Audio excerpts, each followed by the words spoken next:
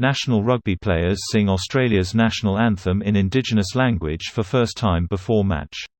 This post received a score of 15,000, with an upvote ratio of 94%. Here are the top comments in response to this article. The trouble is that there are hundreds of Indigenous languages in Australia, with 28 language families, which makes it hard to have an Aboriginal anthem.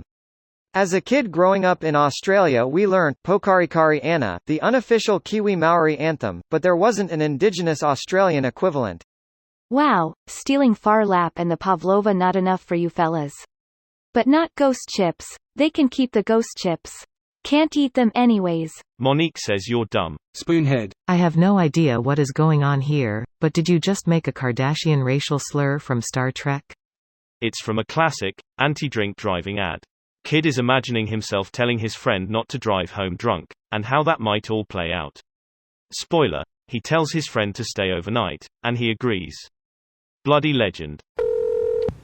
Was this done as a tribute or to add salt to the wound? They changed the lyrics. It's pointless pandering. Is it really pointless? I think, or at least hope, most Australians would agree that reconciliation in this country is long overdue. When I look at the Kiwi anthem I see a great harmony of their cultures, accepting their past. If including the anthem is a small direction to take for reconciliation, I don't really see how it's pointless. Here's a video from the match, since the article doesn't have it. That's what we came here for. Kudos.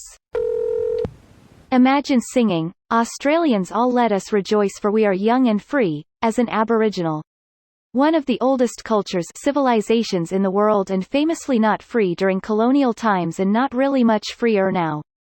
Our national anthem is a joke and needs to be dumped ASAP. At least your national anthem mentions the country. In England all we have is a monarchist's prayer. In France we celebrate killing the oppressors. Say bon. I like the tradition New Zealand has of obliterating their opponents in their matches just like the Maori warriors did.